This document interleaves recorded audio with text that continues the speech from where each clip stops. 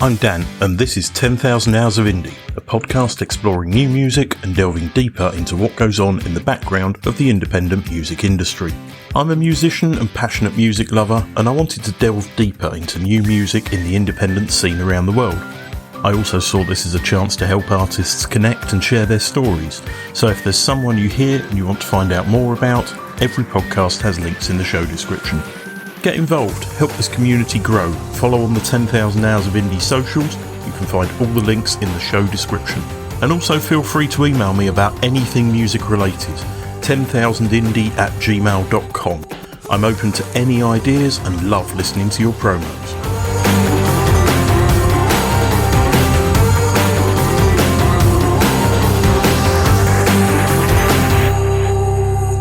The Armchair Captains are a 5-piece prog-funk band. I do love an interesting crossover, as regular listeners will know, with Music Underground magazine comparing them in part to the Mars Volta, Steely Dan and Pink Floyd.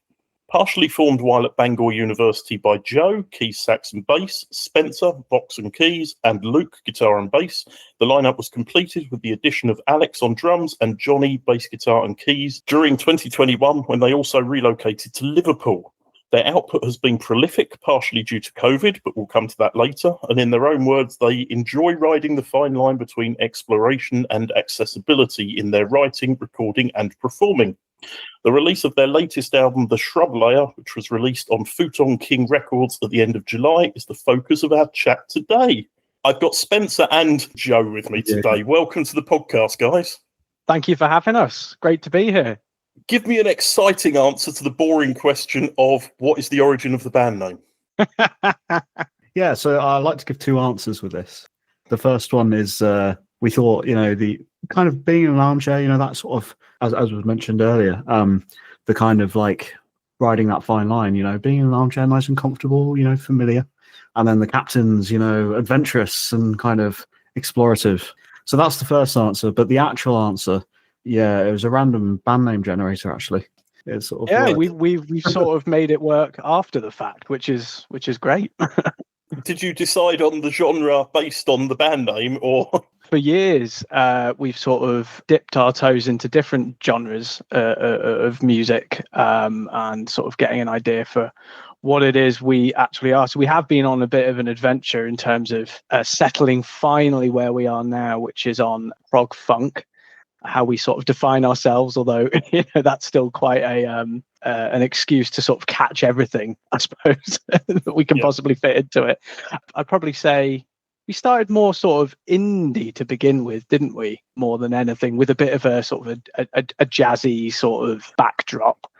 But from there, it sort of progressed to more funky as we took on more members in the band that suited a more funky tone.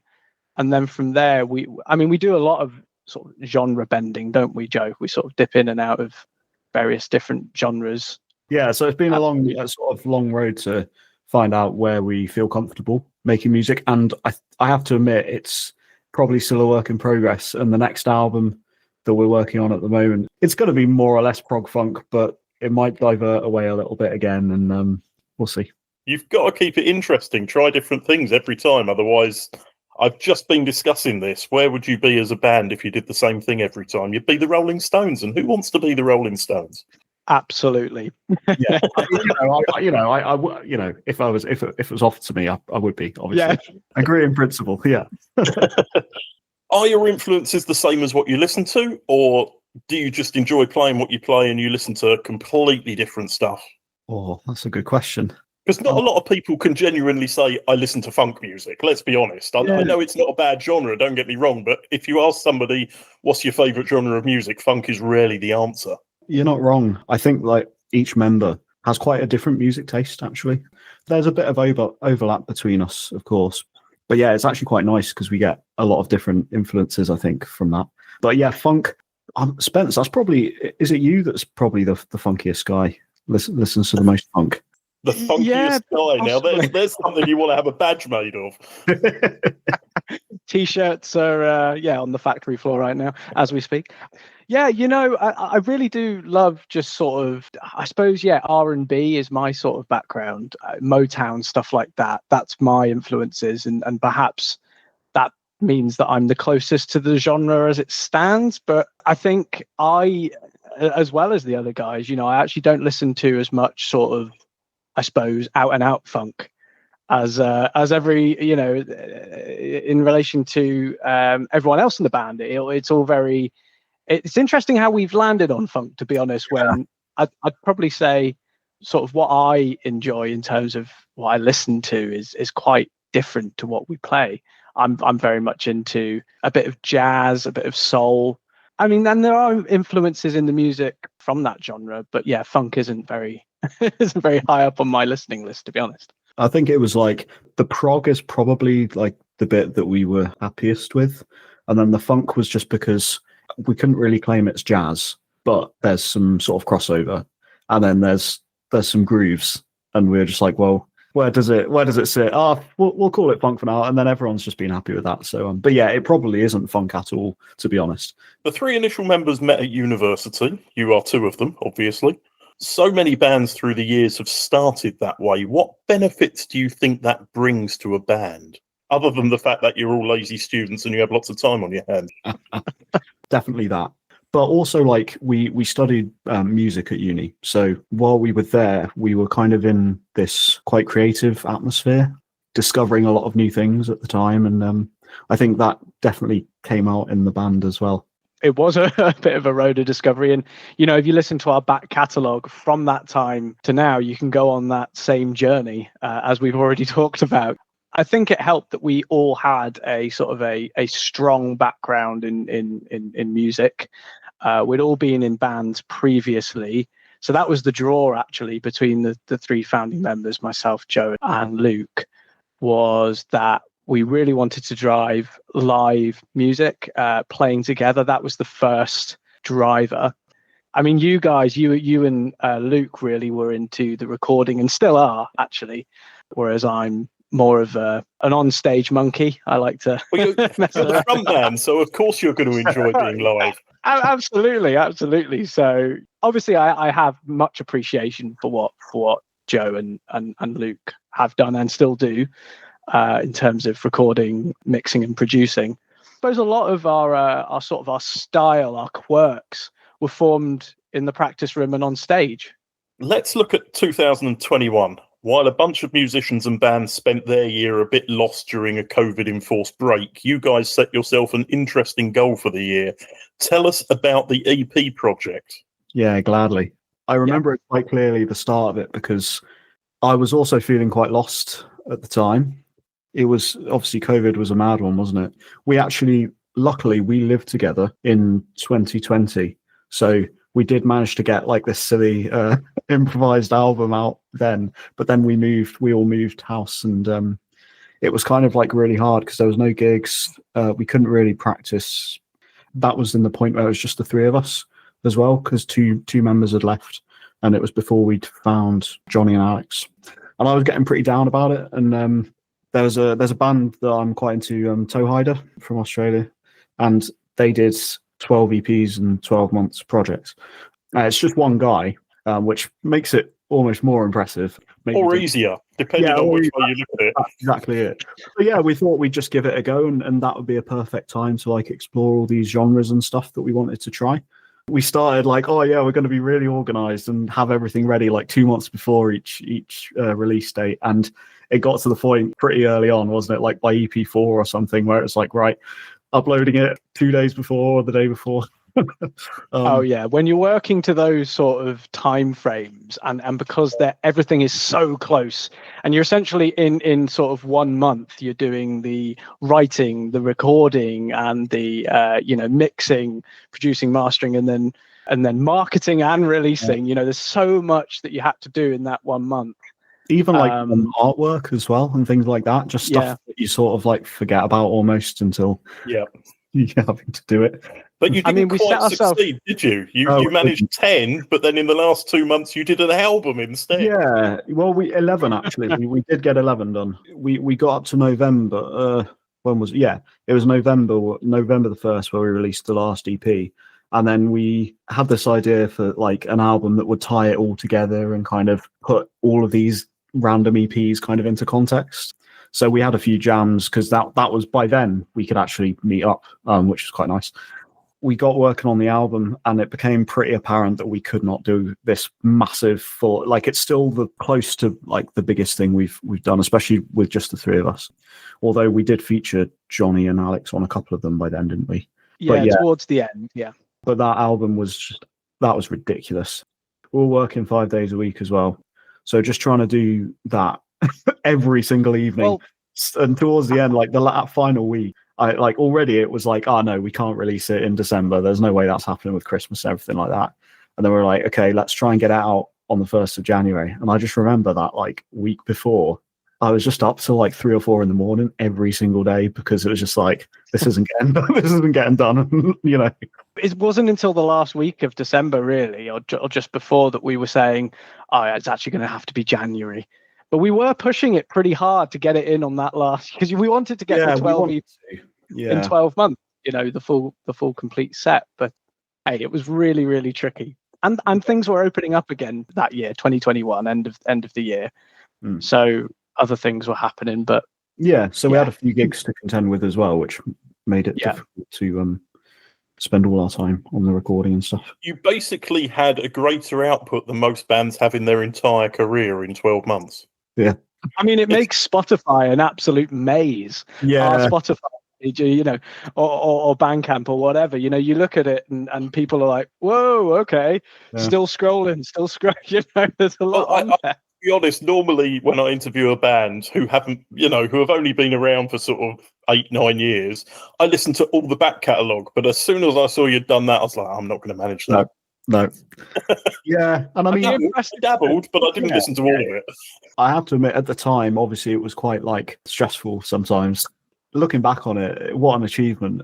So the latest album, The Shrub Layer, it's on your website. It's described by a magazine as intricate, unpredictable, and slightly damp. How would you define the record? Oh, I love that review. That completely summed it up for me, to be fair. Perfect. I mean, it's the thing we're proudest of to date, but just because I think in terms of like time spent on it, it's been the most amount of time spent on a project. And production wise, like, it's my favorite thing that we've done on that side of things. It's got all of the members in as well. So damp is great. Yeah, I'm very happy with that. Soggy. I'm going to just take that quote out of context in future. Damp is great. Sure. I think we've got a very interesting mix of genres, as we've already sort of talked about. It's kind of hard to get a clear set sort of definition. Like Joe, I love the word damp. It kind of suits us, doesn't it, Joe? It's just a little bit weird and wonderful. And yeah, I mean, it's kind of what we were going for with the Shrub Layer title. You know, it's like we're kind of in the undergrowth kind of thing, just like doing some cool stuff and enjoying it. You said this was sort of the most into a project you've got, if that's the right term to use. What was your process when you made this album? Where did you start, and sort of what did you go through to get to the end product? So Johnny, our wonderful bassist, he's a very talented musician, and he'd written Outside, which was like our first single from the album, and it was based on like just a jam we'd had, in a practice room or whatever. But he'd taken this kind of fairly mediocre jam and come back with this amazing demo. We were all quite excited to play it. Funnily enough, we had a little weekend retreat, didn't we, to Bangor. Like, we wanted to make an album as our next thing because we'd done the Newton's Cradle EP the previous year. So yeah, we had like a couple of rather late nights in Bangor, didn't we? In a lounge. We got loads of demos up on our drive. It's absolutely mad, isn't it, Spence? Like this. It still is. I think we must have like over 100, possibly more demos of songs that we were filtering through. What would sort of fit within the sort of the wheelhouse of Outside. And that's what we were trying to base it around, wasn't it? We ended up settling on Outside as a demo is what we're going to build the next EP from. And then, we just, for a good few hours, at probably a very ridiculous time in the morning, went through the back catalogue and worked out what sort of fit where. Tried to see what connected, like, lyrically as well. And it was very clear that, like, a bunch of them were about nature. So we were like, okay, that could be a strong theme. It's broad enough, isn't it? So yeah, and then it just kind of went from there. We did them as and when they were ready, sort of thing. We sort of had maybe like 3 recording sessions to get the drums down. So, and we did like maybe 2 or 3 songs in the first couple, and then the rest of them in a big fat session at the end. And then yeah, just kind of layered it all up. I mean, previously we'd been quite fast on release, hadn't we, Joe? So it was kind of a case of we wanted to take as much time as we could on every individual song in the sort of the writing recording process. And ultimately it is the longest sort of period from start to finish of making an EP for us as a band on record, actually. So how about the album artwork? It's wonderfully childlike, and I've got one young kid, 2 a little bit older. It reminds me of sort of a Ben and Holly's Little Kingdom kind of thing. Who's responsible for that, and where did the idea for it come from? That's our good friend Amy Irvine. She's brilliant, and we've actually been kind of working with her now for a fair few years, haven't we? Oh yeah, amazing. Amy is absolutely amazing. She did some of the covers for our 12 EP challenge. I think that's when we first started working with her for actual artwork. But she's absolutely amazing. I mean, you can see the detail, the level of detail in that album art is incredible. Yeah, and even in some of the singles, actually, I think Tarantula, actually, if you have a look at the artwork for that single, it's really intricate and beautiful. It's that's the actual sort of tarantula with the sort of parts listed around the outside. Yeah, that's right. Yeah. It's almost like a sort of I don't know how you describe it, kind of like a diagram. It's detailed. It's really nice. That was probably one of her least favorite ones I know to do, because she likes her style is just quite sort of like magical and kind of like whimsical, I suppose. So I know that one she struggled with a little because it was like not very whimsical. It had to be quite precise for that one, I guess. But obviously she smashed it, like in the Juniper one, which was next, and that was amazing. That was a brilliant piece of art. So, and then we're really happy with the Shrub Layer art. Like, it's brilliant. There's a few little Easter eggs in there from the songs and like that kind of thing. So yeah. As I do with all the bands I interview, I had a good deep dive into your internet presence. However, en route to that, I did discover an awful lot about what an actual Shrub Layer is. There's a couple of YouTube videos I spent an added 30 minutes watching that I didn't need to earlier today. But also the video, thank you for the education. But also the video for No Roots from this album looks incredibly simple, but like it was a lot of fun to make. Oh yes. Yeah. We filmed it in what? Like if you added the hours up, it's probably like maybe 4 hours or something, maybe 5 of filming, but spread over 3 days, because we had to just find availability, and it was always in an evening, and it was like, I think we did it about a year ago. September, wasn't it? Yeah, the light was just creeping in, so we only got like an hour or 2 at a time, didn't we? But it was good fun to do. It was a little, can't remember the name of the place. It's a little forest, isn't it? It's a park in South Liverpool. I can't remember the name. Yeah, we loved filming that one. I especially did, just because I felt very much one with nature there, and we had a lot of fun. Well, you see in the video, we're just messing around quite a bit, to be quite honest. Yeah. Well, it does look like there's several cuts where it looks like you're about to burst into laughter, and it was probably edited at exactly the moment just before you did. It's very hard not to burst into laughter when we're all together, which is a good thing because we all get on and we all have a great laugh. But in terms of being productive, it can be difficult. Like Johnny did a really good job editing, because it was real. I know it was really hard to do it. We didn't make it easy for him. Yeah, he smashed it. He's done all the editing on all of the videos. To be fair, your YouTube is a little sparse. Have you considered putting some live videos up? We did have some stuff up there, but it's that age-old thing of putting stuff up and then a couple of years later being like, oh, that's not very good, chuck it down. We kind of got to a point, and because of the different members and stuff, now we've got like a more settled lineup. I think it's something that we should look into doing, but we're also just really bad at the internet, aren't we? That's the problem. Like, it's none of us really think in those ways. We love doing music, and the other stuff kind of sometimes gets a bit left behind. To be fair, I mean, I've spoken to a lot of bands who have been like, the biggest chore of being in a band these days is the need to keep your social media up and running. And I haven't spoken to many bands who have said they actually genuinely enjoy it. I've spoken to quite a few recently who have said for a couple of €100 they've employed somebody else to do it, and it has made the world of difference. Yeah, we did try that once, actually. A while back now, we tried to basically get someone on board to try and run it for us, which for a while did work. But in the end, what we found was that actually it's that fight between like creative control and like getting stuff on there on the regular. I think we found that in some ways we were sort of compromising, I think maybe would be the words to use, Joe, on our origins, on our true selves. That's social media generally, isn't it? I suppose to a degree. So how about live shows? Have you got anything coming up? Because I couldn't find anything listed.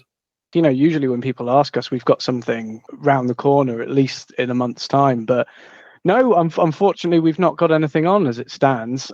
We had a lot of gigs over the summer, but since then it's sort of petered out a little bit. We're still looking for stuff and we're still actively gigging. Yeah. Have you got any plans for next year yet? Are you planning festivals and things like that already, or? Oh man, we need to get on it, don't we, Spence? We're not very organised. We've got some availability stuff, which just means that like it does make it a little difficult at the moment to sort of book things in advance. Like we'll take gigs that come to us. We might have to do them with like 4 of us and things like that. Sometimes the main focus going forward at the moment is to just get the next album on the go, isn't it? Really, and wait till availability evens out a little bit, because it should do in the next year or two. The final question: what music are you guys listening to at the moment that people may not be aware of and should take some time to check out? To be fair, recently I've been almost circling back to my sort of roots, I suppose, and I've been listening to a fair few bands that I used to listen to in my teenage years. So like, this is where we find out how young you are. Go for it. Yeah. Oh well, this is the thing. I had like a lot of my dad's taste in music as well and things like that. So Queen is the biggest. I'd still call them my favorite band. But yeah, I've been listening to a lot of them. Again, I've recently. Yeah, I'll tell you what. I think people might have heard of Queen, if I'm honest. Yeah, no, I know. I wanted to show off. I've got a new tattoo. You see, and it's of a dragonfly playing the trumpet, and it's from Queen 2. One of the songs on there. So, well, there's maybe lesser known albums, but stuff people might not have heard of. Do you know Pain of Salvation? I've been listening to a lot of them. The Deer Hunter as well. Sort of more like proggy stuff at the moment. I'm going through a proggy phase. Recently, a lot of what I've been listening to be fair, has been, again, soul-based. So I've been listening to a bit of Donny Hathaway. I mean, obviously, people may or may not know Donny, but he's a real treat to the ears, I think. A lot of great music there. But do you know what I have listened to recently, which I really enjoy, is a folk artist called Seth Lakeman. Yes. Yeah, he's absolutely incredible. Was listening to Kitty J. I don't know if you've listened to that album, but it's really wonderful. Some great songs on there.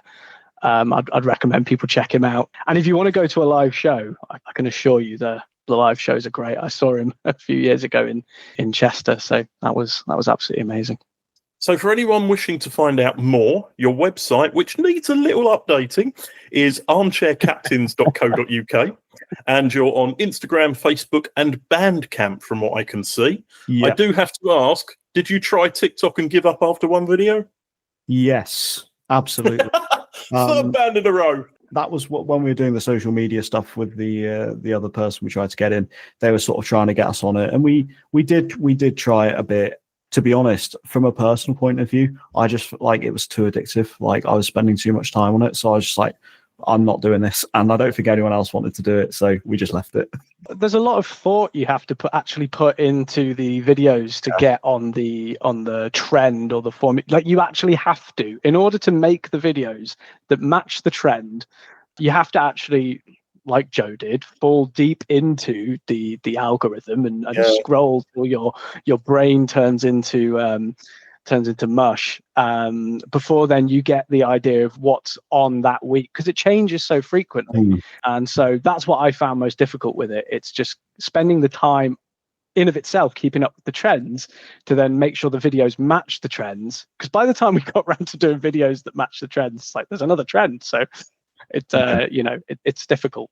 The album, The Shrub Layer by the Armchair Captains, is available now on all streaming platforms. There's no physical copies yet. There actually is, yeah. We need to put them up on Bandcamp to be able to order. I'll get that sorted. You've reminded me, so thank you. But we do have a fair few copies. And if anyone's in the Liverpool area and comes to any of our gigs or anything, just you get a free CD. So yeah. I'm not sure I can justify the flight price for a free CD, but I will try and get over to see you guys. Hey man, incentive, you know. I was going to say we could always give you 2, cover the cost. Yeah. Hey, Spencer and Joe, thank you very much for joining me. It's been a pleasure. Thank you so much for having us. It's been wonderful.